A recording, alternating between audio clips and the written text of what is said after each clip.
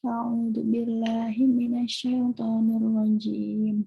Bismillahirrahmanirrahim. Alhamdulillahi rabbil alamin. Arrahmanir rahim. Maliki yaumiddin. Iyyaka na'budu wa iyyaka nasta'in. Ihdinas siratal mustaqim. Siratal ladzina an'amta 'alaihim ghairil maghdubi 'alaihim waladdallin. Raditu billahi rabbah wa bil islami dinah wa bi Muhammadin nabiyyan wa rasulah. Rabbi zidni ilma warzuqni fahma. Amin ya rabbal alamin. Oke, jadi malam hari ini kita akan membahas diskusi tentang sleep training. Nanti akan ada pembicara. Pembicara pertama adalah Ibu Dr. Nurhuda Hasmar dan pembicara kedua adalah Ibu Susri Utami, SKP MS PhD candidate. Nah, sebelum saya serahkan ke Ibu Huda selaku pemateri pertama, saya akan membacakan singkat atau biodata dari Dr. Huda. Jadi Dr. Huda bernama lengkap adalah Dr. Nurhuda Hasmar. Beliau menempuh pendidikan dokter di Universitas Islam Negeri Syarif Hidayatullah Jakarta dan memiliki banyak sekali pengalaman organisasi. Di antaranya adalah beliau merupakan bendahara PCIA Taiwan tahun 2021 sampai dengan tahun 2023 dan juga merupakan Dewan Penasihat Asosiasi Klinik Indonesia Cabang Bantul tahun 2020 sampai dengan sekarang dan juga merupakan Ketua Asosiasi Klinik Indonesia Cabang Bantul tahun 2019 sampai dengan tahun 2020 dan merupakan anggota IDI Bantul atau Ikatan Dokter Indonesia Bantul tahun 2017 hingga sekarang. Nah, untuk sesi Dr. Huda, beliau akan membawakan materi terkait dengan tidur ditinjau dari kesehatan dan keislaman. Kita tahu ya bahwa tidur itu penting gitu dan mungkin akhir-akhir ini kita banyak yang sering mengalami insomnia ataupun yang lain-lainnya. Dan nanti akan dibahas nih apa sih manfaatnya atau gimana sih tidur ini menurut Islam dan juga menurut kesehatan. Nah, kepada Dr. Huda dipersilakan, waktunya kurang lebih 20 menit. Jazakallahu khairan Mbak Siti, syukran untuk waktunya. Baiklah, mungkin selanjutnya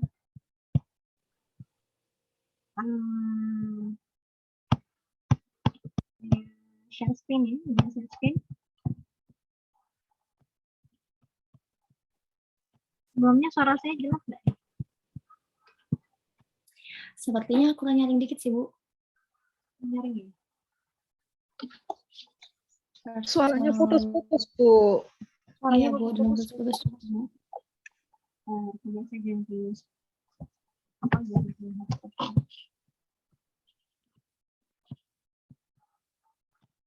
Oke, sambil menunggu. Kalau screen-nya sudah tampak belum? Coba, Bu. Clear. Clear ya. Mungkin bisa di slideshow.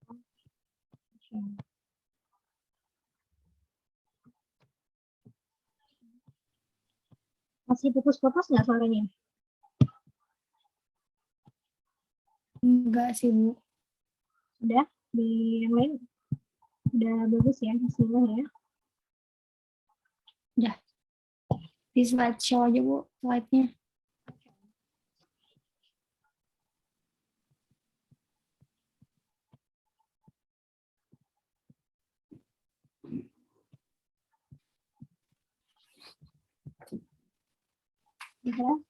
Bismillahirrahmanirrahim. Assalamualaikum warahmatullahi wabarakatuh. Waalaikumsalam Warahmatullahi wabarakatuh. Bismillahirrahmanirrahim. Assalatu wassalamu ala rasulillah Sayyidina Muhammadin wa ala alihi wa sahbihi ajma'in wa ba'du. Terima kasih kepada teman-teman yang sudah hadir di sini pada malam hari ini. Insya Allah saya akan sharing sedikit tentang tidur ya, tentang tidur. Jadi bagaimana sih pandangan dari sisi kesehatannya ya. Karena background saya sebagai seorang dokter akan saya bahas sedikit. Kemudian mungkin sedikit dikaitkan dengan pandangan Islam dari tentang tidur ini sendiri. Karena kan memang Islam itu sebagai agama yang rahmatan lil alamin ya. Dan kemudian Islam juga sangat kompleks dan tidak ada satu bahasan pun dalam hidup kita yang tidak berkaitan dengan keislaman itu sendiri. Selanjutnya, dalam Quran Surah Ar-Rum ayat 23 disebutkan bahwa وَمِنْ أَعُوذُ بِاللَّهِ مِنَ الشَّيْطَانِ الرَّجِيمِ وَمِنْ آيَاتِهِ مَنَامُكُمْ بِاللَّيْلِ وَالنَّهَارِ وَابْتِغَاؤُكُمْ مِنْ فَضْلِهِ إِنَّ فِي ذَلِكَ لَآيَاتٍ لِقَوْمٍ يَسْمَعُونَ. Dan di antara tanda-tanda kekuasaannya ialah tidurmu di waktu malam dan siang hari dan usahamu mencari sebagian dari karunia. Sesungguhnya pada yang demikian itu benar-benar terdapat tanda-tanda bagi kaum yang mendengarkan. Jadi di sini kata tidur disebutkan dalam bentuk nama ya namu ya. Jadi asal katanya nama ya namu, kemudian jadi bentuk tidur itu sendiri manamukum, tidur kalian ya, tidurmu di waktu malam dan siang hari. Jadi kalau kita perhatikan sebenarnya di sini pun Allah SWT sudah menjelaskan bahwasanya sebenarnya ya tidur itu nggak hanya di waktu malam, jadi kita pun kalau pada siang hari nanti ada bahasannya juga bisa tidur siang ya. Dan memang di ayat yang lain disebutkan bahwa tidur ini diciptakan oleh Allah untuk kita beristirahat. Jadi dalam keseharian kita sudah beraktivitas, kemudian mencari rezeki, berlelah-lelah, menuntut ilmu ya. Kemudian tidur itu dijadikan untuk refreshing, relax.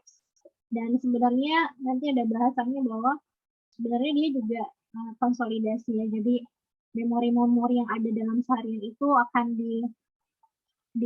diperbaiki, kemudian dihilangkan memori-memori yang jelek pada saat tidur itu. Oke.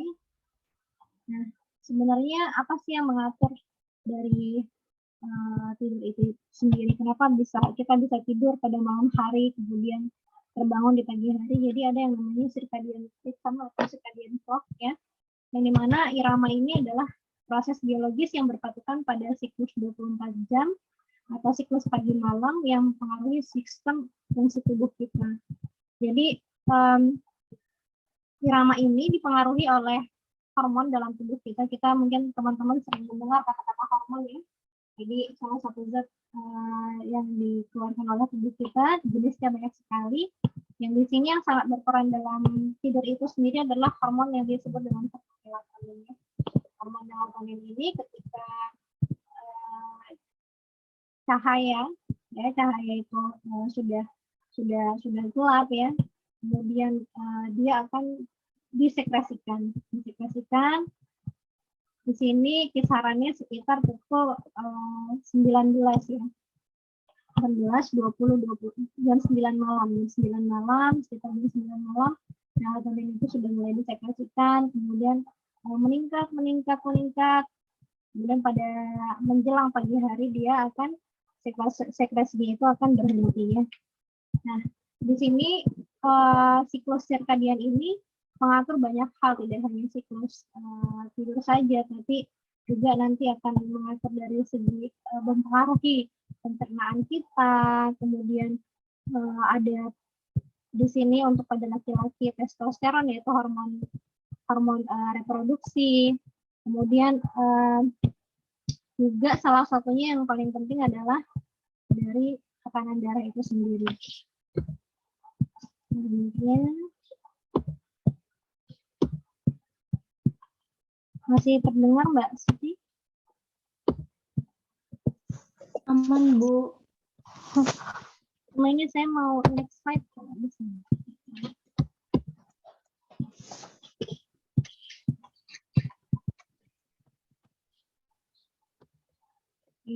Di sini ada siklus tidur. Jadi tidur itu sebenarnya ketika kita tidur itu ada dua siklus ya. Dua siklus maksudnya yang secara umum ada siklus non-REM ya, non-rapid eye movement sama rapid eye movement sleep. Jadi pada saat kita tidur ada tahapan ini dan tahapan ini berganti-ganti. Jadi berganti-ganti. Jadi mulai pada saat masih terjaga, kemudian kita masuk ke dalam tahapan non-rapid eye movement. Kenapa sih disebut rapid eye movement? Jadi di sini adalah ketika memang mata itu dibuka, itu dia matanya tidak bergerak-gerak, jadi matanya tenang. Jadi ketika masuk nanti ke dalam tahapan tidur yang dalam, nanti dia disebut dengan rapid eye movement sleep. Jadi ketika sebenarnya matanya itu bergerak cepat, makanya disebut dengan rapid eye movement sleep. Nah, jadi dari tahapan mulai terjaga, kemudian masuk ke dalam tidur rapid eye movement, kemudian masuk ke stage 1, 2, dan 3 ini, nanti dia akan kembali lagi ke stage 3, 2, dan masuk ke dalam rapid eye movement lagi. Jadi siklus ini dalam satu siklus itu kurang lebih selama 90 menit ya, 1,5 jam. Kita ambil di sini patokan kurang lebih 8 jam kita tidur dalam satu malam ya, dalam satu malam. Dan jadi sekitar kira-kira ada 4 siklus dalam siklus tidur itu. Jadi mulai dari dia mulai tidur, kemudian dia di sini pada fase REM ini adalah fase di mana kita bermimpi, ya bermimpi. Jadi kurang lebih sebenarnya kita bisa bermimpi 4 sampai 5 kali dalam satu siklus tidur. Namun memang berbeda-beda tiap orang, ada yang teringat, ada yang tidak ya. Tapi tidak mesti juga. Nah, ini kebutuhan tidur sesuai usia ya. Jadi dalam literatur disebutkan memang pada saat bayi baru lahir itu bisa sampai 18 jam sampai setiap harinya. Kemudian semakin bertambahnya usia, kebutuhan ini memang semakin menurun. Nanti mungkin untuk pada anak akan dijelaskan lebih lanjut oleh Bu Ulut pada tahapan super ini. Selanjutnya, ini tadi sudah ya, untuk apa disebutkan dalam Quran Surah Al-Furqan juga. Selanjutnya, nah kalau kita sendiri pada usia-usia 18 sampai 25 tahun atau sampai lebih lagi, itu mulai semakin berkurang. Jadi ini adalah kolom untuk yang direkomendasikannya, kemudian ini yang tidak direkomendasikan ya. Jadi sekitar 6 sampai 10 jam. Selanjutnya, nah sebenarnya gangguan tidur ya, kalau misalnya kita lihat mungkin beberapa di antara kita tidurnya terganggu ya. Salah satunya adalah dari kurangnya waktu tidur itu sendiri. Jadi misalnya memang kita yang membatasi dari waktu tidur kita, jadi seharusnya mungkin 6 sampai 8 jam. Tapi karena satu dan lain hal kita mengurangi waktu tidur kita, jadi sehingga tidur itu menjadi terganggu. Nah, ada lagi yang lainnya adalah gangguan psikis, kemudian terbangun berulang kali, mungkin dihubungin oleh temannya atau dihubungin dengan rekan kerjanya ya. Dan ada juga pola tidur yang berubah-ubah. Selanjutnya perjalanan perubahan zona waktu misalnya dari Indonesia ke Amerika, karena ada perubahan zona waktu ini juga mempengaruhi mempengaruhi kualitas tidurnya. Nah, karena tidur itu sendiri sangat penting, maka ketika ada gangguan tidur ada pula dampak-dampak yang ditimbulkan. Jadi kita bisa mudah merasa lelah, ya, rasanya lemas, jadi moodnya berubah ya, tidak stabil dan sulit berkonsentrasi, dan akhirnya mengakibatkan resiko-resiko kecelakaan. Dan gangguan tidur ini juga sangat berpengaruh kepada gangguan kesehatan. Sangat banyak ya. Dari tekanan darah bisa berpengaruh pada hipertensi, gangguan asam lambung, kemudian gangguan psikis juga berpengaruh, dan banyak sekali gangguan kesehatan lainnya yang berkaitan dengan tidur ini sendiri. Bagaimana sih agar tidur kita berkualitas? Jadi agar kita mendapat siklus tidur yang baik ya, kita bisa dapat siklus yang lengkap ketika kita tidur, kita niatkan dan kita berdoa minta kepada Allah, ya Allah semoga kita bisa tidur, dan kita niatkan kita ingin bangun jam sekian, dan kita berdoa minta kepada Allah Subhanahu wa taala. Kemudian kita usahakan kita memiliki pola tidur yang teratur, dan selanjutnya menghindari olahraga sebelum tidur sekitar 2-3 jam. Jadi kalaupun kita ingin olahraga, jadi misalnya kita tidur jam 9 ya, jadi kita paling lambat olahraga itu jam 5 sore lah, jam 5 sore, jadi jangan lebih dari jam 5 sore, karena kita tidur di atas jam 5, olahraga di atas jam 5 sore akan mempengaruhi kualitas tidur kita. Kemudian makan malam juga ya, makan malam disebutkan dalam jurnal itu paling lambat 2 jam. 2 jam, ada yang menyebutkan 3 jam sebelum tidur. Jadi misal kita berencana tidur jam 9 atau jam 10, maka kita paling lambat makan jam 8 atau jam 7-nya ya. Karena ini sangat berpengaruh kepada, salah satunya adalah GERD yang mungkin sempat viral ya akhir-akhir ini. Dalam satu kasus seorang artis yang sudah meninggal ya, itu juga sangat berpengaruh karena makan malam yang sangat mepet dengan waktu tidur itu bisa mengakibatkan gangguan pencernaan. Aktivitas yang berkaitan dengan gadget ya, mungkin teman-teman masih sudah tahu ya, blue light ini juga berpengaruh dengan kualitas tidur, dan pastinya menciptakan lingkungan tidur yang nyaman. Lampunya dimatikan ya, kemudian kalau misalnya mungkin ada yang perlu lagu-lagu ataupun tilawah, tartil boleh dinyalakan, tapi mungkin diatur juga volumenya ya, jangan terlalu besar, jangan juga terlalu kecil ya, secukupnya. Nah, ini mungkin sekilas aja karena waktu yang terbatas. Beberapa sunah-sunah Rasulullah SAW berkenaan dengan tidur.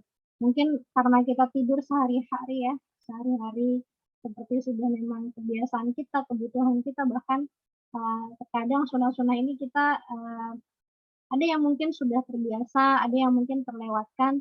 Jadi kita review sedikit aja, mulai dari awal tidur ya.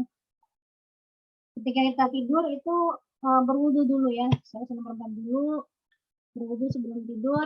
Sudah banyak sekali dalilnya. Kemudian karena berwudu ini selain membersihkan tubuh kita juga sudah dijanjikan oleh Allah Subhanahu wa taala bahwa yang meninggal ketika dia dalam kondisi berwudu insyaallah dijanjikan surga oleh Allah. Kemudian posisi tidur. Nah, posisi tidur ini diawali dengan miring ke sisi kanan karena memang sudah ada penelitiannya ya. Berwudu posisi kanan ini, ketika kita tidur ke posisi kanan itu nantinya akan menghindari posisi jantung yang ada namanya respon vagal ya, respon vagal yang akan tercetuskan ketika kita miring ke sisi kiri. Tapi bukan juga langsung sisi kiri kemudian respon itu muncul, tapi ini dalam posisi yang lama seperti itu. Jadi memang sudah ada penelitiannya. Namun memang tidak terus-terusan ke sisi kanan karena perlunya untuk berubah-berubah posisi pada saat tidur. Makanya kan kita memang juga secara tidak sadar kita akan berubah ke sisi kanan, kemudian sisi kiri dan seterusnya. Tidak tidur tengkurap karena memang ada penekanan. Namun pada kasus-kasus tertentu memang tengkurap ini juga dianjurkan ya. Doa dan zikir sebelum tidur, kemudian doa dan zikir sudah tidur ya, sudah tahu semua insya Allah. Kemudian membersihkan tempat tidur sebelum tidur ya dengan membaca basmalah. Kemudian tidur di awal waktu. Jadi ba'da isya, tidak menghindari ngobrol-ngobrol setelah isya. kemudian mensegerakan tidur dan bangun di sepertiga malam terakhir. Yang ketujuh, pada saat menguap. Pada saat menguap ini memang sudah ada dalilnya juga dan memang sangat berkaitan dengan kesehatan ya. Pada saat menguap kita dianjurkan untuk menutup mulut, kemudian membaca ta'awudz juga, a'udzubillahi minasyaitonir rajim pada saat menguap, karena disebutkan dalam sebuah hadis bahwasanya pada saat kita menguap dan tidak mengucap ta'awudz, maka pada saat itu juga syaitan bisa masuk ke dalam peredaran darah kita ya, seperti itu. Nah, mungkin karena ini temanya mungkin agak sedikit ke anak-anak ya, jadi sunah-sunah ini kita bisa kenalkan pada sejak dini, pada mungkin yang masih ada dedek koko, ada koko Ais ya, misalnya masih umur 1 tahun, dari sekarang sudah bisa diajak, insya Allah akan terekam di memorinya. Jadi ada sedikit cerita, sarang anak ya sudah diajarkan sejak dini pada saat karena dia walaupun tidak dipaksakan untuk menghafal, dia akan menghafalnya. Jadi ceritanya dibacakan terus ayat kursi, ternyata berikutnya dia sudah bisa menghafalkan ayat kursi itu sendiri ya. Tanpa disadari ya, dia bisa mengikuti maminya, adiknya ya. Kemudian qailullah kalau dalam bahasa Inggris disebut dengan brief nap ya, brief nap atau napping. Nah, di sini sudah ada jurnalnya juga yang menyebutkan bahwa pada saat kita tidur siang itu disebutkan bahwa sini saya sudah jadi penelitiannya itu mampu meningkatkan memori otak. Jadi sebenarnya tidak memori otak saja. Jadi pada saat kita tidur siang itu sebenarnya tidak perlu banyak-banyak ya, cukup 20-30 menit pada saat tidur siang.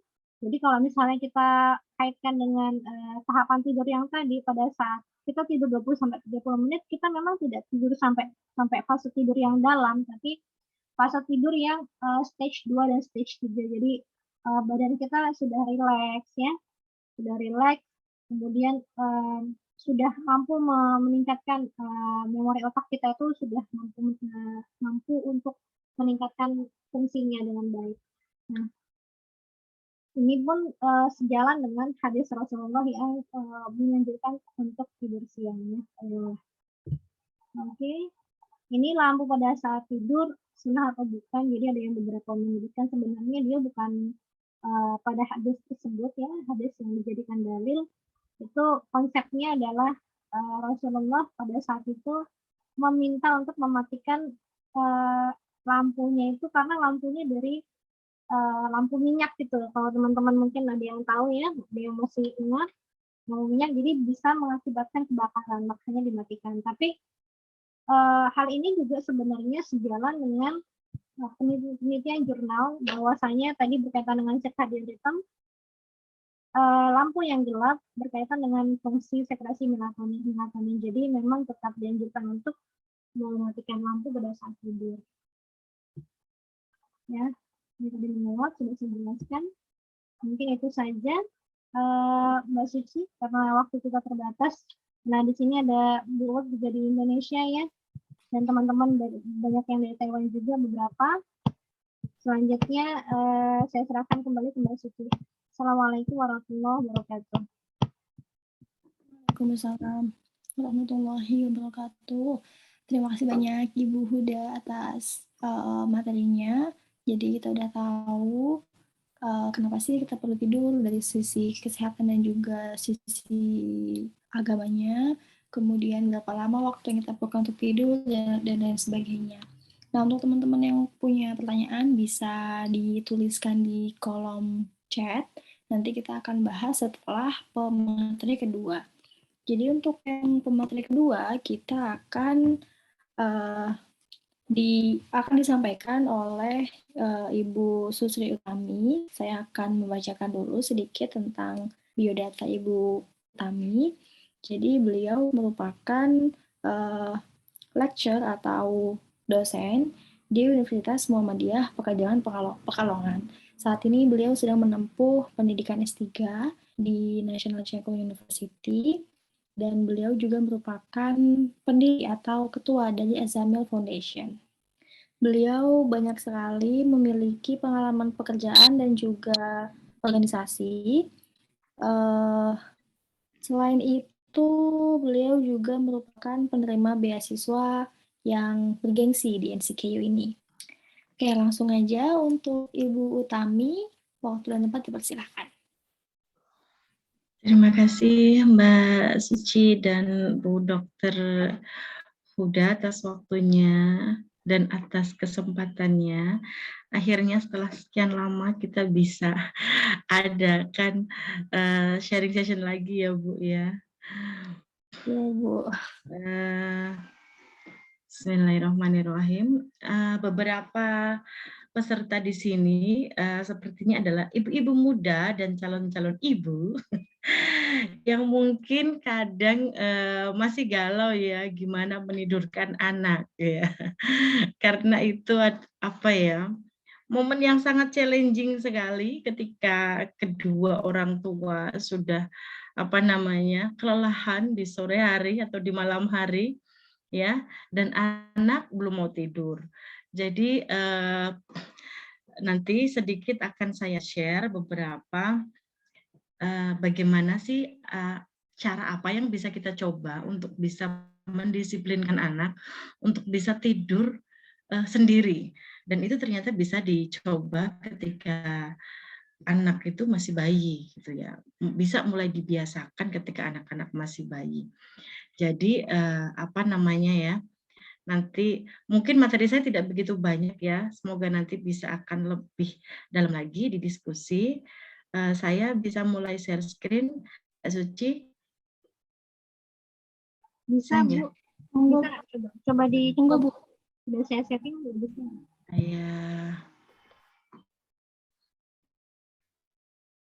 share screen dulu.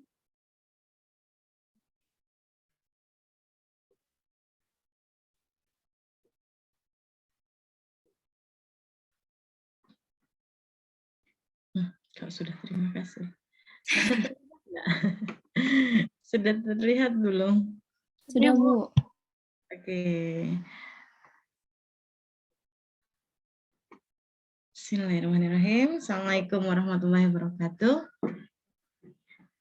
Nah, di sini langsung saja ya ke materi tentang sleep training. Jadi sleep training itu apa? Pada intinya adalah sleep training itu kita berusaha mengajarkan anak supaya mereka bisa tidur sendiri tanpa dibantu gitu. Seperti halnya orang dewasa yang tanpa disuruh ketika mereka ngantuk ya sudah tidur gitu. Dan ternyata skill ini bisa dilatih sejak anak itu masih bayi, tapi memang harus dibiasakan ya. Menurut Alan Namegin, ini beliau adalah certified sleep consultant yang biasa menangani anak-anak dengan gangguan tidur, baik keluarga muda maupun mereka yang sudah memiliki anak banyak itu yang punya masalah dengan tidur pada anak. Perlu saya sampaikan di sini beberapa cara yang biasa menjadi referensi saya di sini adalah yang biasa dipakai di luar negeri ya, dan itu sangat berbeda dengan culture kita. Tapi yang ingin saya tekankan di sini adalah beberapa cara itu tidak seluruhnya baik dan tidak seluruhnya jelek gitu. Yang penting kita sebagai orang tua harus bisa memahami kebutuhan anak, kemudian bagaimana cara kita memenuhi kebutuhan dia, dan juga upaya kita memenuhi kebutuhan anak itu adalah sebenarnya untuk bisa memenuhi kebutuhan diri kita sebagai orang tua. Karena dalam waktu 24 jam aktivitas orang tua pasti sangat banyak ya. Mungkin bagi yang bekerja 24 jam bekerja ya, dan secara terjadwal jam berapa harus berangkat, jam berapa ya sayang. Kenapa begitu? Ya nanti ya. Sama ayah, minta tolong ayah. Ya. Jadi, maaf interupsi sebentar. Kemudian untuk ibu-ibu yang tidak bekerja itu justru karena tidak memiliki waktu yang terjadwal, itu tanpa kita sadari, energi yang dihabiskan oleh ibu-ibu tidak bekerja adalah jauh lebih banyak ya dibandingkan ibu-ibu bekerja gitu. Ketika ibu bekerja itu punya rest time ya, punya jam istirahat. Ibu yang tidak bekerja seperti saya sekarang itu kadang makan siang itu sampai sore ya, makan malam sampai kemalaman gitu ya. Kadang kelewat nggak sempat makan malam itu karena kita belum bisa memanage waktu, dan sebenarnya anak kita sedari bayi itu sudah bisa diajak kerjasama, mengajarkan mereka tanggung jawab dan memahami kebutuhan orang tua ya. Dan salah satunya adalah dengan mengajarkan sleep training ini. Beberapa tipsnya tadi sudah disampaikan oleh Bu Dr. Huda terkait dengan sleep hygiene ya Bu ya, untuk tidak melakukan aktivitas-aktivitas yang justru menghilangkan rasa ngantuk ketika kita sudah waktunya tidur. Kemudian kapan sih the best time untuk starting mengajarkan anak-anak ini untuk bisa mulai latihan tidur? Yang pertama adalah sebenarnya bisa dimulai dari sedini mungkin, tetapi kita harus tahu kebutuhan bayi dulu. Bayi ketika baru lahir dia siklus tidurnya lebih lama, tetapi dia juga kebutuhan nutrisinya juga tinggi. Jadi meskipun dia tidur banyak, ketika dia tidur terlalu lama, kita tetap harus bisa membangunkan anak di jam-jam tertentu supaya dia tidak sampai hipoglikemi karena kelewat nggak minum terlalu lama ya. Kemudian sebaiknya bisa kebiasaan tidur secara mandiri pada bayi ini bisa dimulai dari anak usia 4-6 bulan. Kenapa kok 4-6 bulan? Karena secara biologis tadi dijelaskan juga oleh Bu Dr. Huda, ketika anak sudah bertambah usianya, maka kebutuhan tidurnya semakin berkurang dan kemampuan dia untuk merestore energi lebih lama itu lebih baik. Jadi waktu tidurnya lebih lama dan dia tidak perlu untuk minum di sela-sela jam tidurnya. Dan itu adalah bisa dimulai ketika bayi berusia 4-6 bulan ya. Nanti ketika 6 bulan terlebih lagi anak sudah mulai mengenal MPASI ya. Ada beberapa yang memulai MPASI dari usia 4 bulan. Ketika anak sudah mulai mengenal MPASI itu sebenarnya sudah bisa mulai diajarkan untuk dia tidur secara mandiri ya. Di sini Bu, anak saya sudah lebih dari 6 bulan, bisa nggak dimulai sekarang? Bisa sekali, karena pada intinya anak-anak mereka adalah seorang pembelajar yang ulung ya, seorang pembelajar yang luar biasa. Intinya prinsipnya adalah kita sebagai orang tua harus mau disiplin ya. Kalau orang tuanya tidak bisa mendisiplinkan waktu ya, anak-anak akan kebingungan ngikutin ritmenya gitu. Ini sebenarnya jam tidurku jam berapa? Kadang ibuku nyuruh jam 6 sudah tidur, kadang sampai jam 8 aku masih di luar diajak nge-mall gitu kan. Jadi galau anak ya. Jadi ketika kita sudah memang mau mengajarkan anak Bismillah mulai minggu depan, berarti kita mulai mentraining anak supaya dia bisa tidur jam 7 malam. Maka kita harus sudah mulai ngeset. Kemudian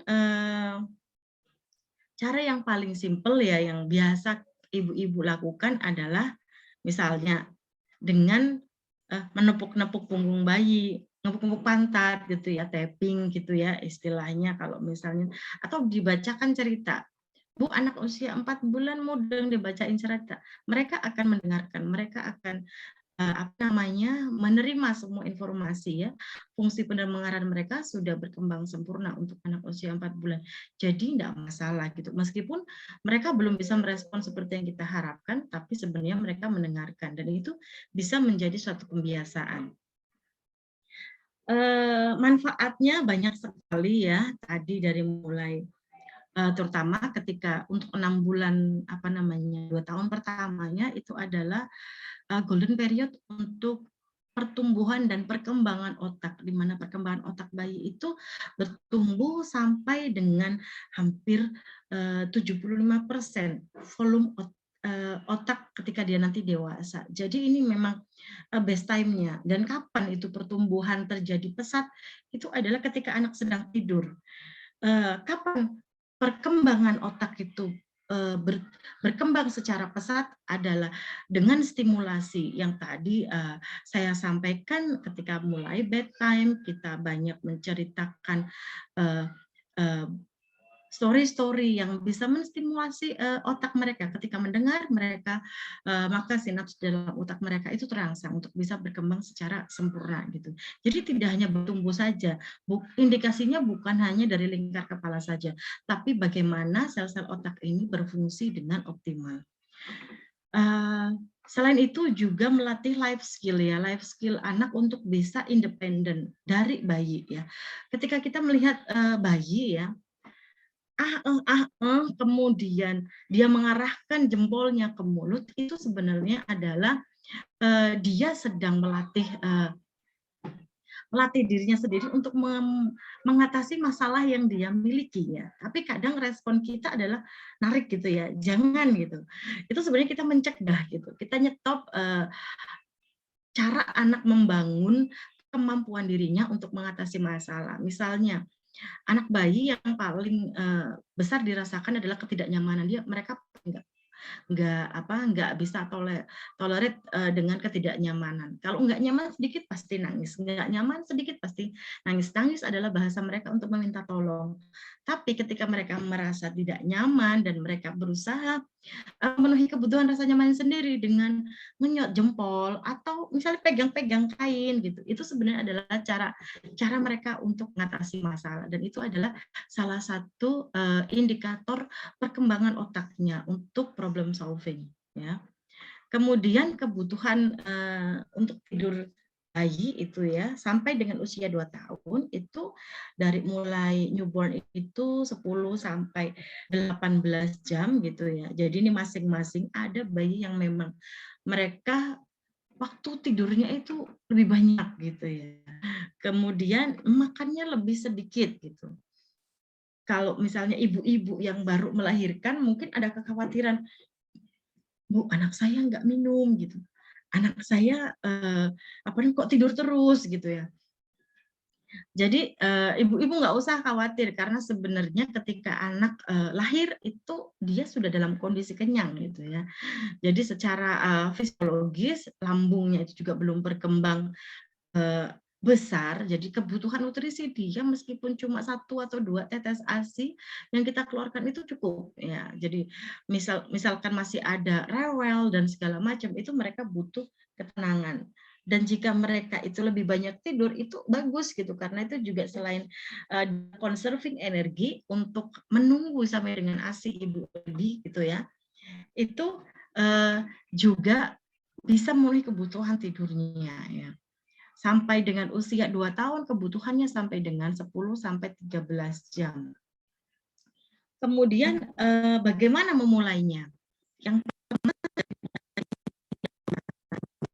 anak-anak sudah mulai notice orang-orang di sekelilingnya noise ya. Mereka sudah mulai mengenali dan bisa mengenali suara ibunya, sudah bisa mulai diajak komunikasi dan dijelaskan. Adik jam 7 tidur ya. Kalau misalnya kita menyuruh anak untuk jam 7 tidur, berarti jangan antarkan anak ke bednya jam 7, tapi harus lebih awal lagi. Ya, misalnya kita pingin anak kita jam 7:30 udah tidur nih, berarti oke, kita mulai dari jam 7. Berapa lama nih anak ini butuh waktu sampai dengan dia tertidur. Dan sekali lagi kalau kita memang mau mentraining, maka sebaiknya sebelum kita meletakkan bayi di kasur atau di bednya, cek dulu diapersnya, nggak boleh masih basah ya. Kemudian pastikan dia sudah kenyang ya. Jangan dibiasakan menidurkan bayi sambil nenen.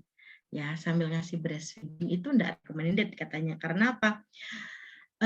Sesuatu yang membawa anak itu tertidur juga akan dicari bayi ketika dia terbangun. Sementara ketika kita pengennya bayi terbangun itu ya dalam kondisi dia itu seger ya, matanya berbinar, alert gitu ya.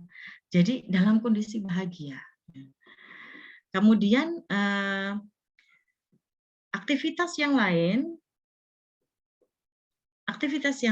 itu ketika anak terjaga itu harus benar-benar tercukupi. Misalnya aktivitas di siang hari bermainnya, ya aktivitas bermain anak. Jadi baik itu mulai usia 2 bulan itu bukan hanya duduk di boncer ya, kemudian kita gendong kemana-mana dan matanya tidak tertidur, enggak gitu, tapi mereka juga butuh aktivitas lain, misalnya butuh dimasaj, kemudian ada tummy time, misalnya dia ditengkurepin, membiarkan dia untuk melatih otot lehernya, otot-otot pernafasannya untuk berkembang secara sempurna ya. Itu merupakan aktivitas yang bisa kita berikan ke anak atau mulai dibiasakan ya. Jadi tidak hanya meskipun anak belum bisa merespon, aktivitasnya yang ikut aktivitas ibu saja. Kita hanya akan mendekati anak ketika rewel, ketika nangis, enggak. Tapi ada jadwal playtime-nya, kemudian ada misalnya learning time, nanti kita bisa bacakan buku, stimulasi, dengan flashcard, segala macam ya. Itu aktivitas yang baik dilakukan ketika mereka terjaga di siang hari ya. Kemudian yang paling penting adalah satu, ketika kita akan memulai ya, kita harus patuh dengan jadwal. Ketika kita sudah memulai rutinitas, kita sudah merutinkan, siklus sirkadian anak akan terbentuk. Tadi sudah dijelaskan oleh Bu Huda. Jadi bagaimana, kapan anak terbangun, kapan anak tertidur ya, itu akan terbentuk ketika kita sudah mulai merutinkan. Dan ketika kita sudah merutinkan kegiatan itu, ya, biological clock-nya bayi sudah menyesuaikan, psychologically dia sudah dimantapkan dengan kita selalu menjelaskan ke anak ya untuk bisa tidur, besok bangun jam berapa, kita main lagi. Kalau mau Mimi bangunin Bunda, kan cara bayi membangunkan orang tuanya pun beda-beda ya Bun ya. Nggak harus selalu dengan menangis. Saya yakin bunda-bunda, ibu-ibu di sini pasti canggih ya, sudah tahu bahasa anak. Ada yang tepuk-tepuk kasur, ada yang baru ibu tahu, oh Mimi ya nak ya. Berarti dia memang sudah waktunya minum. Ketika selesai minum, letakkan lagi, biarkan bayi tertidur sendiri. Meskipun bayi itu ketika diletakkan itu belum tidur, matanya masih terbuka. Ya, pembiasaan itu akan sangat membantu. Kemudian yang bisa dicoba di sini adalah beberapa cara yang biasa direkomendasikan ya. Dan saya baca beberapa itu memang tidak applicable di Indonesia karena culture kita berbeda. Di Indonesia itu kita jarang ya pisah tempat tidur dengan bayi setelah ketika anak masih kecil gitu. Mungkin baru pisah setelah anak sudah mulai besar, baru kita siapkan kamarnya ya. Ketika bayi biasanya bayi ya tidur dengan orang tua, tapi culture di luar adalah ketika masih bayi pun mereka akan ditinggalkan di crib sendirian, di kamar sendirian ya. Di sini yang pertama yang bisa dicoba adalah membiarkan bayi tertidur sendiri di cribnya, di box bayinya atau di tempat tidurnya ya. Di sini ketika dia rewel ya, minta tolong gitu, itu anjurannya sih tidak menenangkan dengan memberikan makan ataupun minum, karena kita sudah memastikan nih sebelum anak ditaruh di crib itu dia sudah kenyang gitu ya. Tetapi ada beberapa kontroversi juga ya, karena sekali lagi ketika dia ada di crib dan dia menangis, seperti dia minta tolong, tapi kita tidak merespon, itu yang akan dipertanyakan adalah di usia bayi itu mereka sudah mulai terbentuk trust dan mistrust gitu. Ketika orang-orang di sekelilingnya tidak merespon, ketika bayi minta tolong, itu yang dikhawatirkan adalah ketika anak tumbuh dewasa, dia tumbuh ketidakpercayaan. kepada orang-orang terdekat, ya, terutama orang tua. Kemudian yang kedua adalah metode extinction, yaitu extinction itu ya udah kita menghilang gitu dari depan anak, tapi tidak menghilang begitu saja ya, tapi memang sudah dijelaskan, kemudian kita say goodbye ke bayi, bubuk sendiri ya nak ya, habis itu udah ditinggal gitu, meskipun dia menangis, kita membiarkan anak ini tertidur sendiri setelah dia menangis ya. Cara ini yang tadi saya sampaikan itu sangat lazim ya dilakukan di luar negeri, tapi tidak direkomendasikan oleh beberapa researcher ya. Jadi ada beberapa expert juga yang kontradik dengan extinction method ini atau cry it loud ya, cry it out. Jadi menyuruh anak, membiarkan anak ketika dia menangis ya, karena sekali lagi bayi itu mereka sedang membentuk kepercayaan mereka terhadap orang-orang di sekitar mereka. Kemudian selain itu adalah chair method. Chair method ini hampir sama ya dengan tadi extinction. Bedanya kalau extinction kita begitu sudah meletakkan bayi di crib, kita keluar gitu ya. Jadi ya sudah gitu, membiarkan anak sampai tertidur sendiri. Kalau chair method ini kita masih duduk di ruangan yang sama, di samping crib atau di samping tempat tidur di mana bayi tidur ya, sampai dengan bayi tertidur sendiri. Jika bayi memang tidak ada masalah ya, dia masih bisa misalnya ngoceh, bercerita, itu kita bisa biarkan sambil menemani dia sampai dia tertidur. Tetapi ya yang dipermasalahkan adalah kalau bayinya nangis gitu. Kalau bayinya nangis di chair method ini juga tidak disarankan untuk orang tua itu mengintervensi gitu. Jadi cuma ya duduk aja gitu, nemenin gitu.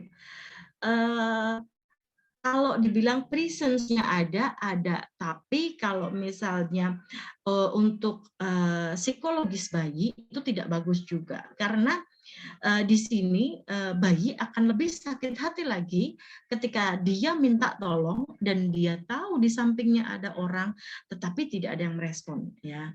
Jadi memang sekali lagi apapun metodenya tadi yang mau dipilih, pastikan bahwa kita harus memperhatikan tahap pertumbuhan dan perkembangan bayi. Dia sedang ada pada tahap mana? Apakah anak ini memang sudah bisa ditinggal gitu atau memang belum?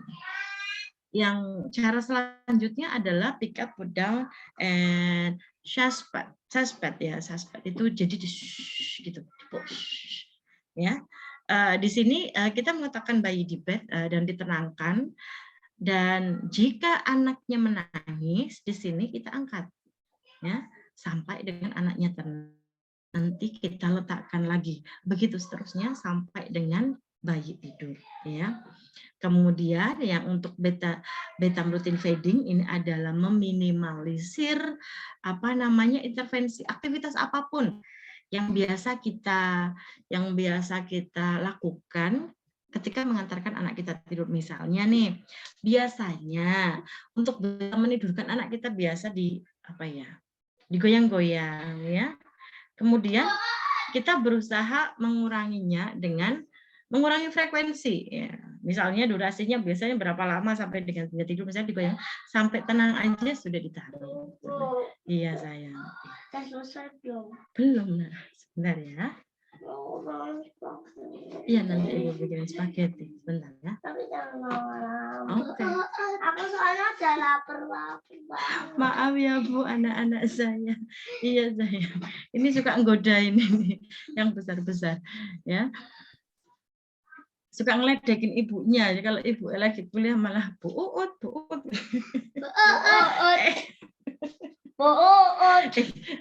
Sama ayah dulu. Jadi kemudian selanjutnya bedtime hour feeding itu menidurkan bayi lebih awal ya. Seperti tadi yang saya sampaikan, ketika kita pengen jam 7 anak tidur, berarti jam 6:30 ini kita sudah memenuhi sudah harus misalnya harus cuci muka, harus wawi dulu, ganti diapers, kemudian massage dulu, kenyang dulu. Nanti 6:30 semua aktivitas itu sudah selesai, ya.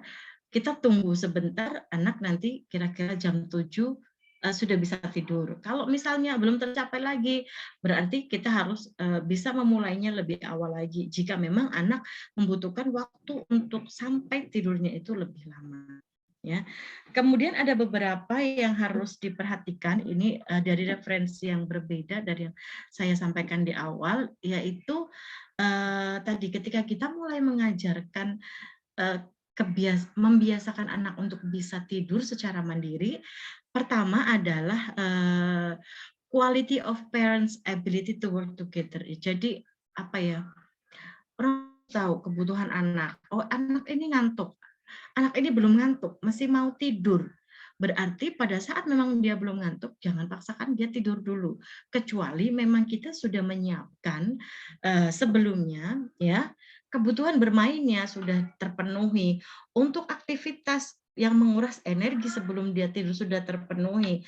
Kebersihannya, ya istilahnya sleep hygiene-nya ya, sudah bersih, kemudian sudah kenyang, ya, tidak dipaparkan dengan apa namanya, screen baik TV maupun HP itu sudah terpenuhi, maka kita sudah fokus ke kebutuhan anak untuk tidur ya. Tapi ketika anak memang belum mau tidur, maka mau tidak mau memang kita harus bisa mengulur waktu untuk memberikan dia aktivitas yang sedikit bisa menguras energinya, entah itu dengan reading, entah itu dengan bermain ya.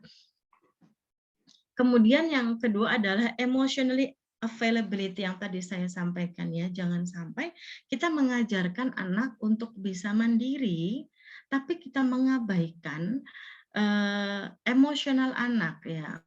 Jadi anak itu meskipun usia 2 bulan, 3 bulan, 4 bulan, mereka tahu ada orang-orang di sekeliling mereka. Dan bahasa mereka menangis adalah bahasa mereka untuk minta tolong. Iya sih.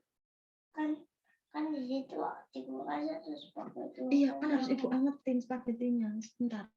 Kapan? Iya, peluk dulu.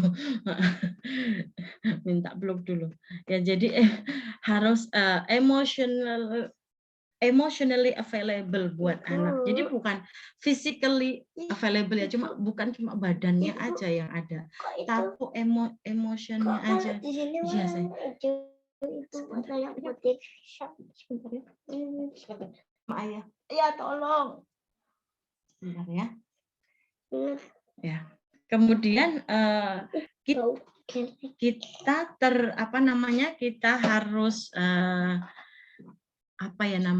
peduli atau tanggap dengan sinyal yang diberikan oleh bayi. Ketika memang bayi sudah kenyang, sudah bersih, biasanya mereka ditaruh saja, mereka akan bermain sendiri, mereka bisa tertidur. Di sini ada Bu Nur Aisyah. Bu Aisyah ini salah satu ibu guru di Azamil School ya. Beliau ini sudah expertnya untuk menidurkan bayi. Jadi memang kalau di Azamil tuh memang ada schedule ya Bu ya. Kapan anak makan, habis itu dibersihkan, minum susu, terus nanti mereka pada tidur benar-benar tidur semua gitu. Jadi memang terjadwal ya. Dan ketika anak-anak itu sudah mulai memiliki aktivitas yang terjadwal, nggak ada di sini, di sana saya. Minta ayah saya. Ya. Ketika sudah terjadwal kegiatannya dan kita sudah bisa memenuhi kebutuhan bayi, itu mereka dengan sendirinya akan mengikuti jadwal yang kita buatnya. Jadi nggak ada masalah ketika ada anak baru masuk ke Azamil ya, Bu Aisyah ya. Biasanya masih adaptasi nih. Jam segini di rumah dia belum jamnya tidur ya. Di Azamil anak-anak udah tidur semua, kan mau nggak mau kan dia harus tidur juga. Tapi lama-lama dengan pembiasaan dibersihkan, kemudian mimik susu, nanti semuanya tidur di jam yang sama. Biasanya hanya butuh waktu sampai dengan beberapa hari saja, ya. Di sini ketika bayi sudah menunjukkan perilaku yang menunjukkan dia itu butuh sesuatu, maka kita harus bisa hadir, ya, harus bisa memenuhi kebutuhan bayi. Soalnya kadang bayi rewel itu kenapa dia tidak bisa tidur, padahal ini sudah jamnya tidur, mungkin dia tidak nyaman, diapersnya mungkin basah meskipun sudah dibersihkan, ya, atau mungkin perutnya nggak nyaman, ya, kembung dan lain sebagainya.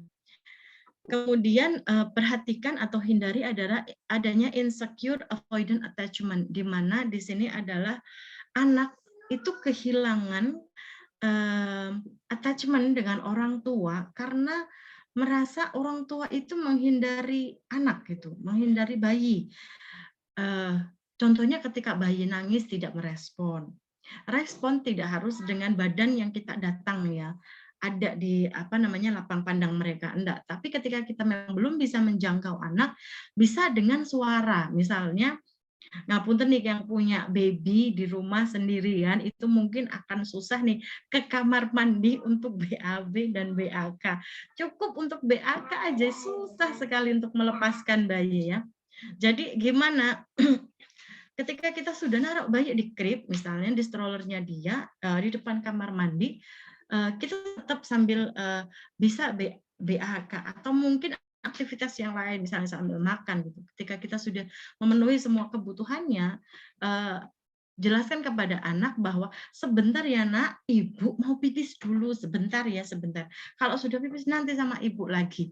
Jadi bahasa itu memang kita ucapkan, anak dengarkan, dan nanti kita penuhi. Memang ketika kita sudah selesai pipis, kita akan gendong anak kita. Itu adalah memenuhi janji, supaya anak itu tidak merasa diabaikan, ya, dan dia merasa aman gitu. Dia merasa aman, oh iya, ketika aku mendengar suara orang tuaku, dia nanti akan ngangkat aku, kita juga harus memenuhi janji kita, ya.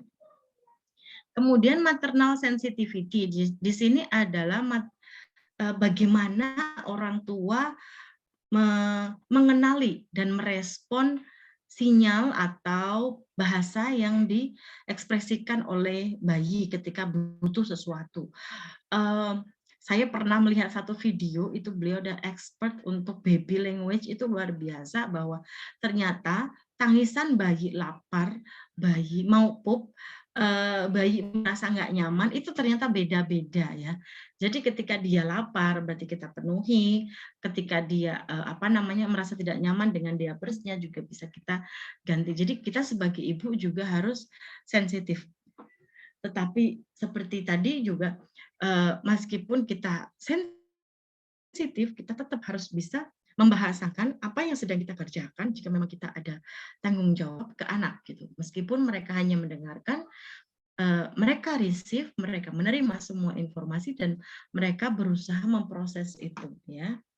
Jangan dianggap bahwa anak ketika mereka belum bisa merespon itu tidak tahu apa-apa. Kemudian normative sleep pattern, di sini anak-anak mulai diajari untuk memenuhi kebutuhan tidurnya sesuai tingkatan usianya. Jadi kalau memang playtime-nya sudah harus bertambah, maka kita juga harus menambah aktivitas fisiknya, ya. Bukan cuma dia hanya terjaga saja, tapi juga bermain, ya. Kemudian di sini yang harus diperhatikan juga adalah kemampuan orang tua beradaptasi. Perubahan itu untuk bisa mendisiplinkan anak untuk bisa tidur terjadwal, ya, itu itu hal yang sulit, tapi bukan tidak mungkin untuk bisa dicapai. Something possible, even itu adalah hal yang sulit gitu, ya. Jadi di sini satu, orang tua harus nyaman dulu, ya. Kita sendiri tidak boleh dalam kondisi kelelahan ketika kita mau menerapkan suatu intervensi ke bayi, ya. Istilahnya kalau di dunia medis kita harus menolong diri kita sendiri sebelum kita menolong orang lain, ya. Karena Sekali lagi, bayi itu adalah makhluk yang sangat sensitif. Mereka tidak bisa berbicara, tapi mereka tahu. Meskipun hanya dengan merasakan tonus-tonus otot di tangan kita. Mereka akan merasa nyaman oleh orang-orang jika digendong oleh orang-orang yang lebih rileks, lebih tenang. Mereka akan merasa stressful ketika mereka digendong oleh orang-orang yang stres. Bahkan mereka juga bisa merasakan depresinya orang-orang yang menggendong mereka ketika yang menggendong itu masih dalam fase depresi ya. Itu sensitifnya anak-anak. Jadi sekali lagi kita sebagai orang tua, ayah dan ibu memang benar-benar harus berkomunikasi. Sepakat nih, ayah dan ibu kerjasama. Ayo, berarti ini tanggung jawab berdua, nggak bisa salah satu ya. Kalau cuma salah satu yang ngotot, sudahlah exhausted, nggak jadi. Ya, jadi memang harus kompak nih bareng ya. Kemudian di sini kita harus bisa memberikan pembiasaan yang bisa menegaskan bahwa anak-anak itu mereka dalam kondisi yang aman dan nyaman. Jadi meskipun mereka itu diletakkan di bed, itu mereka tidak sendirian. Mereka tetap dalam pengawasan, ya. Mereka tetap dalam di tempat yang aman, ya. Kemudian ketika mereka dilepaskan, ya dilepaskan untuk mandiri, di situ mereka sudah mulai melatih self regulation mereka, ya.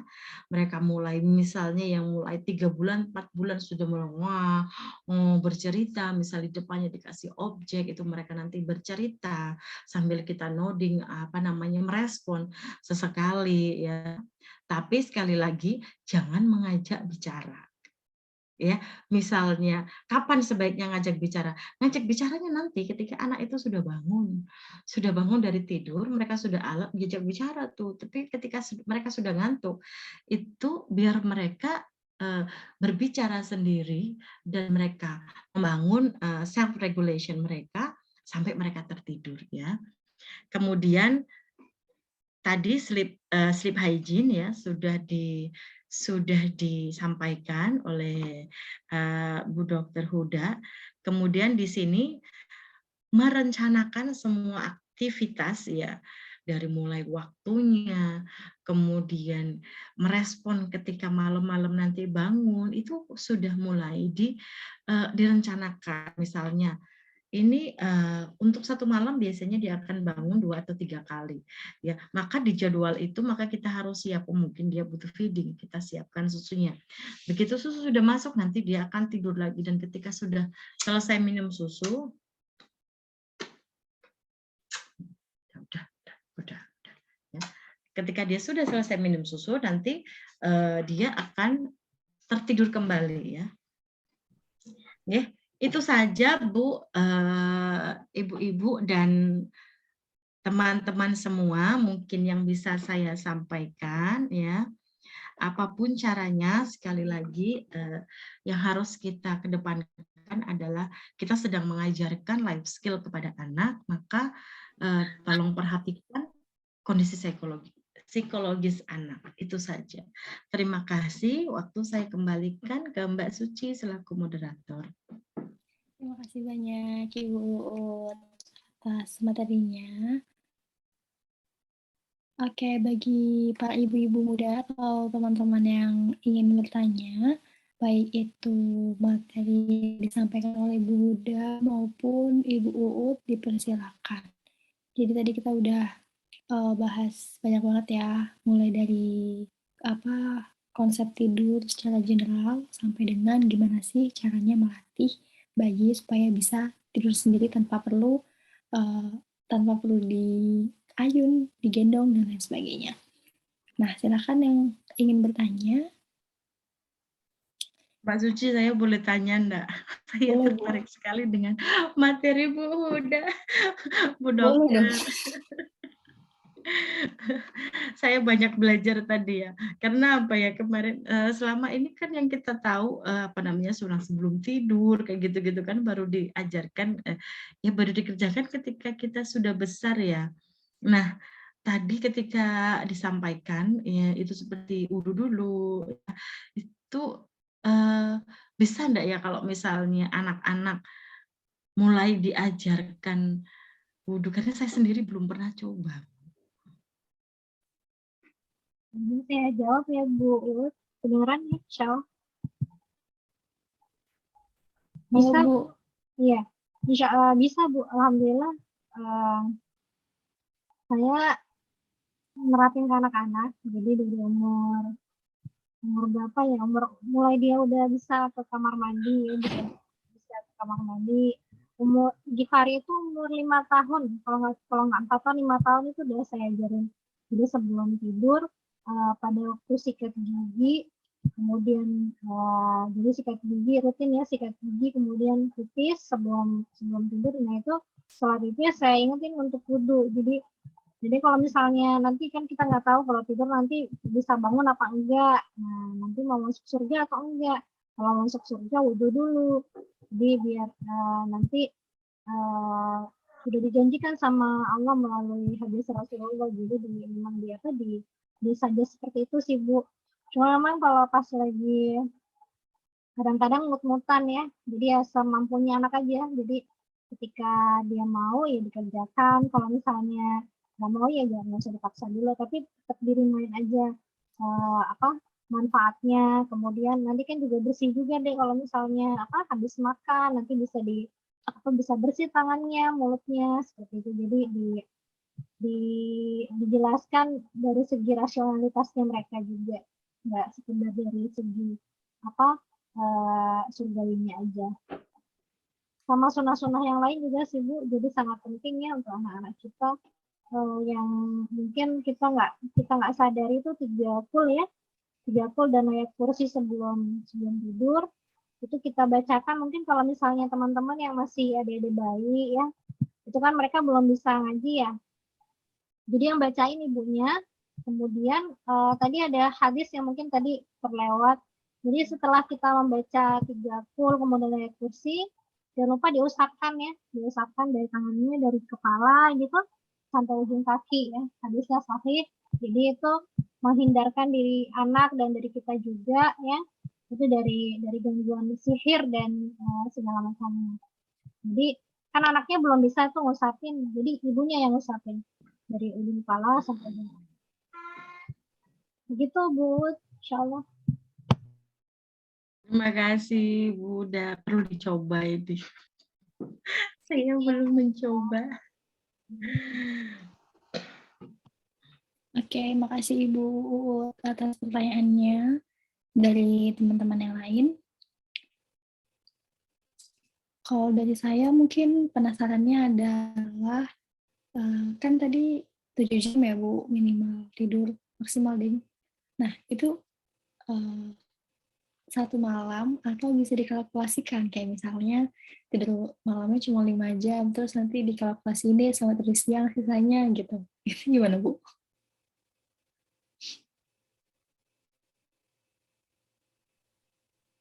Kalau misalnya dewasa bisa sebenarnya sih nggak apa-apa. Jadi anak juga sama dikalkulasi. Cuma memang untuk pada malam hari itu tadi ya ada faktor-faktor hormonal yang memang dia hanya kita dapetin pada malam hari. Jadi kalau misalnya bisa sih dipasin. Jadi kalau misalnya kita bilang siklusnya satu siklus itu 1,5 jam, jadi 1,5 jam misalnya sampai tambah 2 siklus berarti 3 jam. Kemudian ya berarti 5 jam itu udah dapat 3 siklus udah cukup insya Allah. Kemudian nanti bisa ditambahkan di siang hari nggak apa-apa. Jadi bisa-bisa aja salah satunya. Asalkan tadi itu faktor-faktornya yang mempengaruhi faktor kualitas tidur yang lain. Ini kita ngomongin pada dewasa ya. Kalau pada anak juga sebenarnya sama, cuma kalau pada anak kan dia lebih lama. Makanya kenapa ada perlu tidur siang ya. Tidur siang saya sangat kagum sih Bu di sini ya. Mungkin Bu dan teman-teman yang lain di sini kan anak-anak di SD itu sudah diajarkan memang tidur siang udah ada jamnya sendiri. Jadi kalau misalnya hari tertentu itu diajarkan tidur siang dan memang semuanya tidur gitu. Ya ada sih beberapa yang nggak tidur yang Tapi memang diajarkan untuk tidur siang. Gitu, Cici. Jadi bisa nggak apa-apa dikalkulasi untuk mendapatkan kualitas tidur yang maksimal. Oke. Nah, ini ada satu pertanyaan di kolom komentar. Ibu seperti Assalamualaikum, Bu. Baby saya umurnya 4 bulan, Bu. Kalau ngantuk baru bisa tidur kalau disusuin atau digendong. Pernah dicoba langsung saya taruh di kasur tapi malah nangis. Saya pupuk di sampingnya gitu, nangisnya semakin keras, Bu. Terus saya angkat karena saya sungkan sama tetangga kamar kalau terganggu. Nah, mungkin bisa nih buat tips-tipsnya gimana, Bu? Iya, ini masalah emak-emak sekali ya, semuanya kayaknya pernah menghadapi nih, ya. Sekali lagi Bu, terima kasih Bu Ais ya di sini. Waalaikumsalam warahmatullahi wabarakatuh. Untuk bayi 4 bulan tadi yang saya sampaikan sebenarnya sudah bisa mulai diajarkan, tapi memang kita harus nggak bisa langsung grek gitu, terpisah gitu, naruh bayi ditinggal itu memang nggak bisa. Jadi memang sebenarnya benar langkah ibu untuk ngangkat ya, karena kita, ya bagus. Ini gambar nanti ya, sebentar ya. Oh gambar masih sama ya. Ya sana saya sholat tambah caper kalau ibunya ada kelas. Ya punten ibu ya.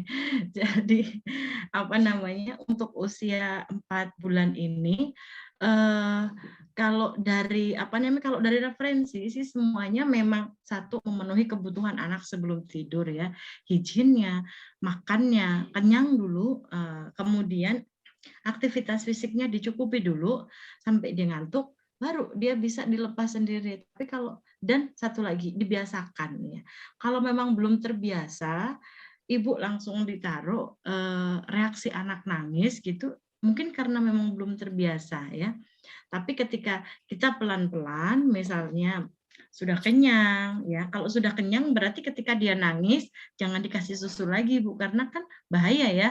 Kalau misalnya dia sudah kenyang ditambah susu lagi, terus nanti dia tiduran malah risiko tersedak ketika anak itu tidur. Jadi ketika memang sudah kenyang, kita ajak cerita, ditaruh. Misalnya dia memang belum tidur, berarti dia pakai teknik yang tadi, pick up, put down, dan ditepuk-tepuk-tepuk gitu. Jadi setiap anak itu tidak bisa disamakan tekniknya, tapi bisa dimulai dirutinkan gitu. Karena saya melihat sendiri di Azamil ya, itu benar-benar yang bayi datang usia 2 bulan, bayi datang usia 3 bulan. Ini bahkan sekarang ada 6 bayi Bu datang bersama, mesti di usia yang hampir sama. Ketika datang siklus tidur mereka tuh beda semua, ya. Ada yang biasa digendong datang itu sambil tidur, jadi nanti ketika temannya tidur dia terjaga. Tapi sekarang sudah begitu mengikuti ritme di Azamil, ketika bangun dia dikasih susu ya. Kemudian nanti sekitar jam 10, sebelum jam 10 itu belajar mereka. Jadi meskipun bayi-bayi ini mereka belajar pakai flashcard, kemudian dibacain dongeng gitu. Nanti jam 10 sudah capek gitu ya, minum, diganti pampers, dibersihkan, dikasih susu, itu nanti mereka habis sudah tidur. Itu buat yang bayi. Untuk yang besar pun sama. Jadi ketika mereka sudah minum susu ditaruh, nanti mereka akan mapan sendiri Bu bahasanya. Mapan sendiri, tengkurap di samping bunda, nanti cuma ditepuk punggungnya. Jadi tepak-tepuk gitu, udah tidur. Nanti kalau ada satu anak lagi, dia masang lagi di samping bundanya, tidur di samping bundanya. Jadi nanti berjajar itu tidur ya. Dan itu jadwalnya bisa bareng semua. Baik yang dari usia 2 bulan sampai dengan yang usia 6 tahun ya. Kalau yang di Azamil tepuk taruh kemudian. Gitu Bu Ai, semoga bisa membantu sebentar.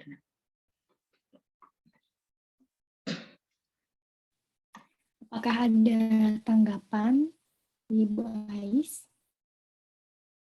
Oke, terima kasih Ibu. Apakah ada lagi ibu-ibu sekalian?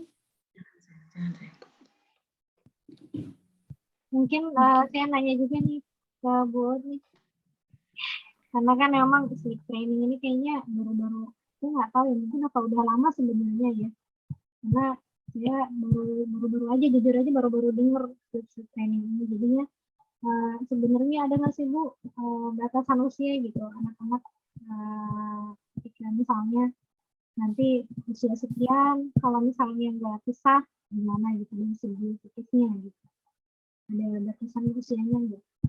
Kita memang harus dipisah di luar dari mungkin dari segi agama ya.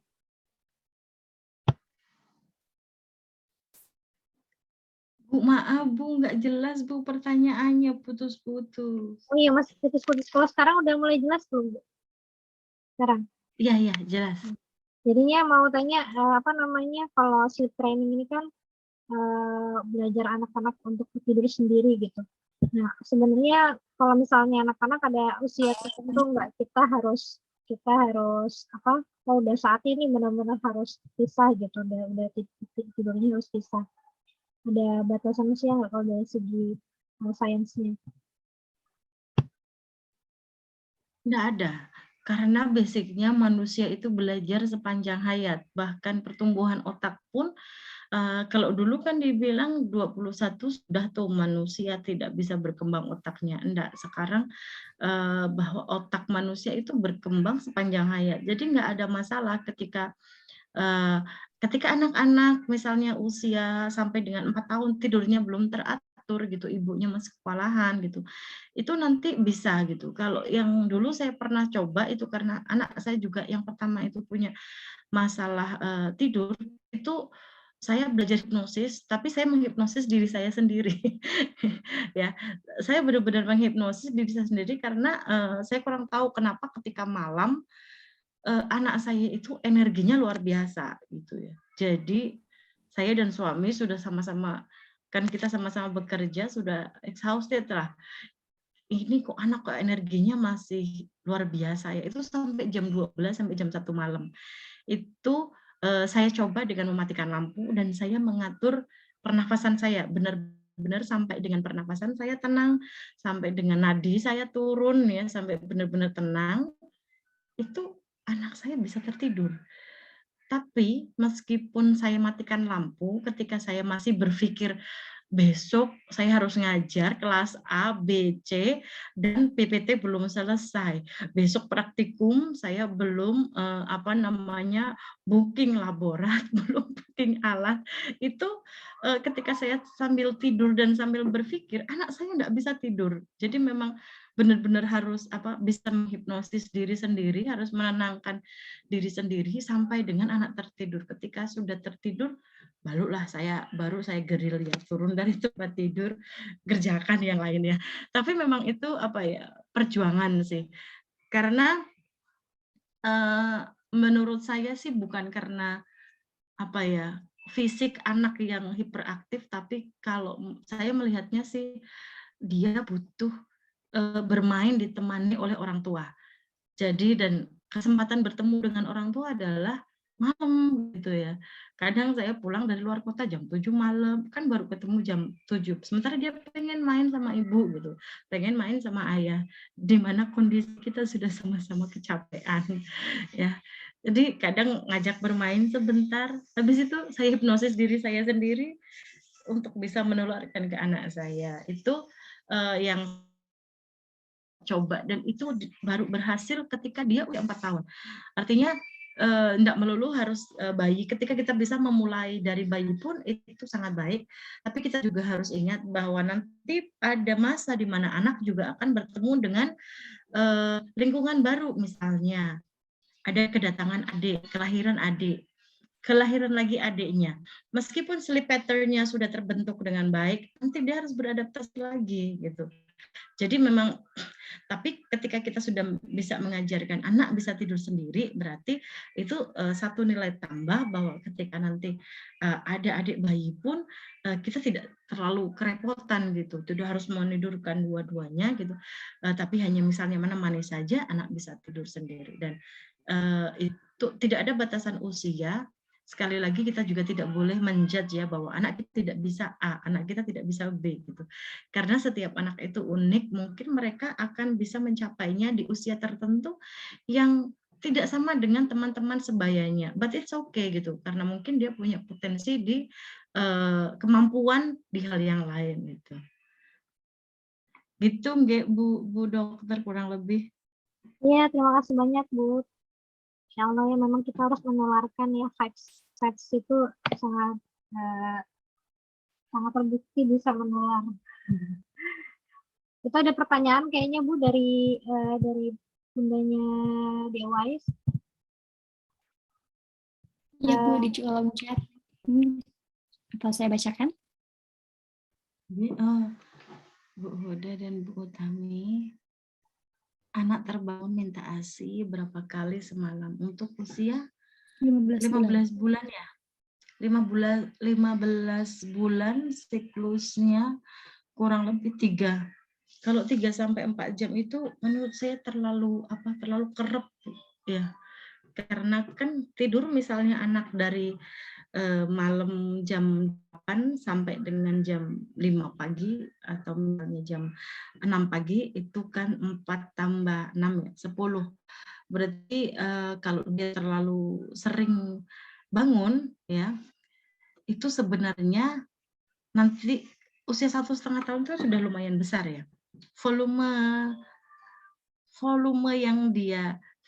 air susu ibu mungkin sudah menurun ya, tapi 15 bulan kan sudah makan ya Bu ya. Jadi mungkin bisa diakali dengan kenyangkan anak ketika makan malam ya. Jadi nanti frekuensi malamnya dia akan menurun karena 1,5 tahun itu kebutuhan ASI-nya itu sudah tidak seperti anak di bawah 4 bulan yang lebih banyak ya. Yang dia butuhkan sebenarnya adalah lebih ke kenyamanan, karena sebenarnya volume ASI-nya kuantitas dan kualitas ASI-nya anak usia 1,5 tahun itu lebih sedikit ya. Mungkin ibunya Mas Ois bisa bisa mengukur diri sendiri ya. Sebenarnya ASI-nya nggak banyak, cuman maunya ngempeng gitu. Nggak maunya nempel terus gitu, dan dia yang dia cari adalah kenyamanan ya. Kalau memang yang dicari adalah ASI, sebenarnya itu sudah bisa terpenuhi dari makanannya, Dan ketika malam terbangun ya paling 1 atau 2 kali ya. Kalau misalnya dia butuh lebih dari itu, mungkin bisa disambung dengan air minum ya, tidak harus susu formula ya, karena ada beberapa saya juga waktu Hisam juga dulu pakai sari kurma ya, kadang malam-malam saya kasih sari kurma gitu, karena sebenarnya kebutuhan nutrisi dia sudah tidak full dari ASI enggak, tapi dari asupan nutrisi yang dia makan, terutama makanan 1,5 tahun itu sudah makanan seperti kita ya, seperti orang dewasa, seperti anggota keluarga yang lain. Seperti itu kurang lebih Bu mamanya Mas Wais, kemudian yang dibawa untuk Bu Dokter, monggo Ibu. Iya, terima kasih atas pertanyaannya bundanya Deko. Jadi kalau misalnya posisi tidur tengkorak ini memang pada bayi ini riskan ya, karena memang kecenderungan bayi itu sendiri, namun memang tidak diperkenankan, jadi disarankan untuk diubah posisinya. Kalaupun memang masih tengkurap terus, bisa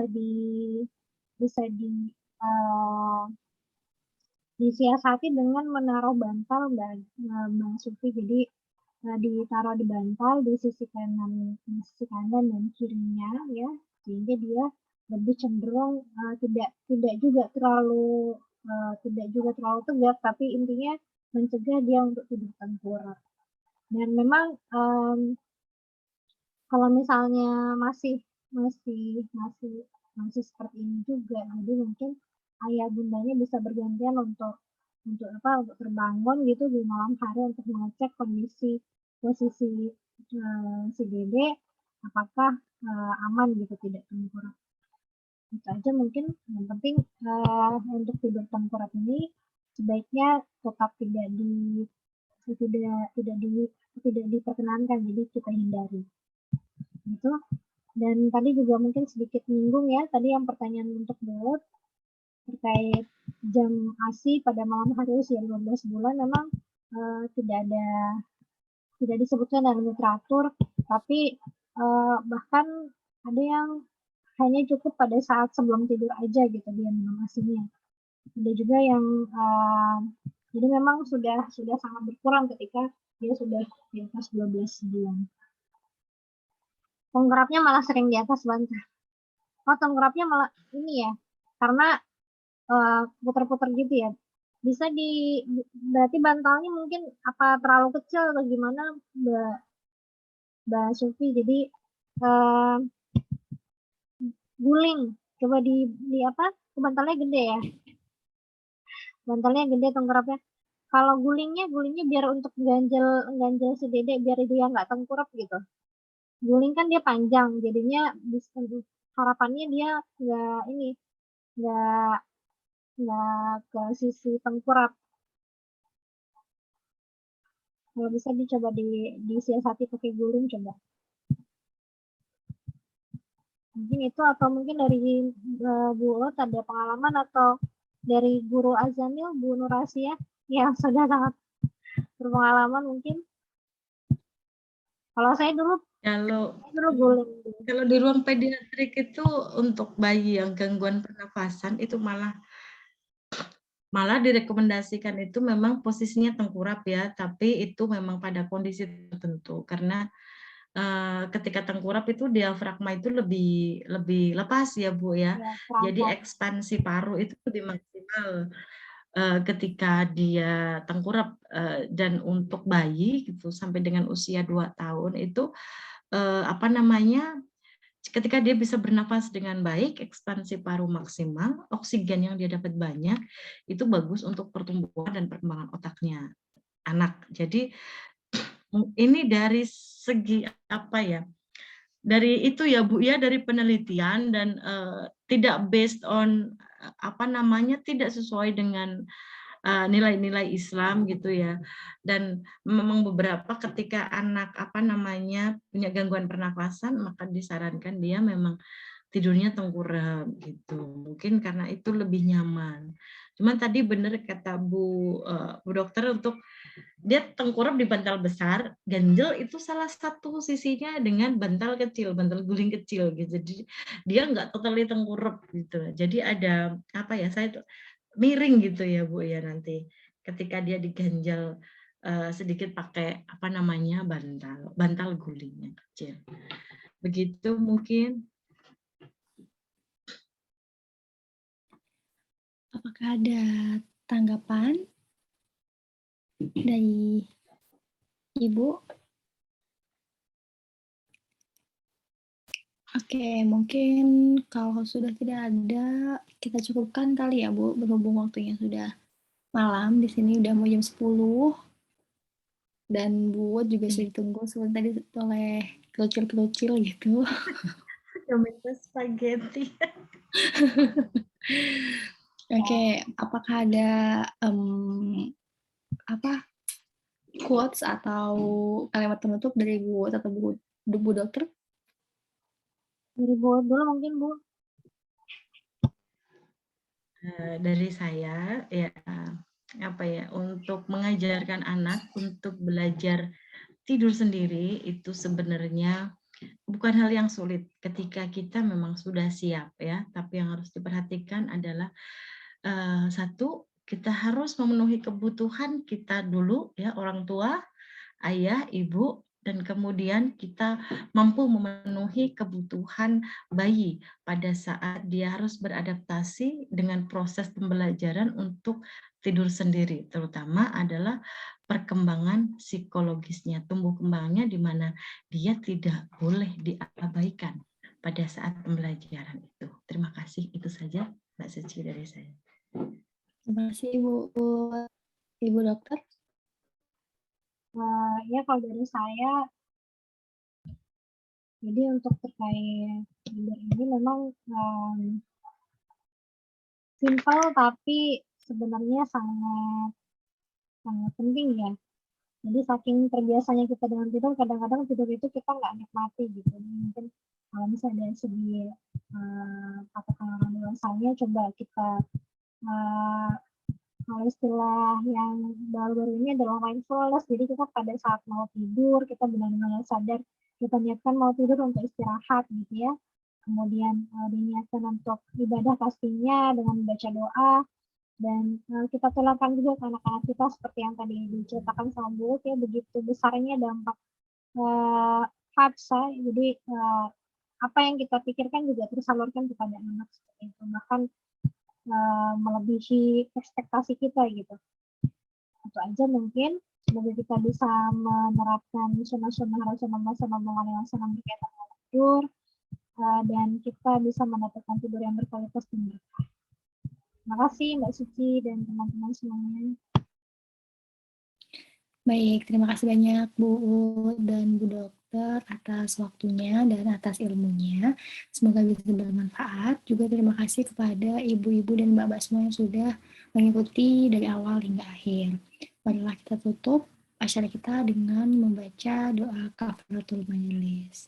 Subhanakallahumma wa bihamdika asyhadu an la ilaha illa anta astaghfiruka wa atubu ilaik.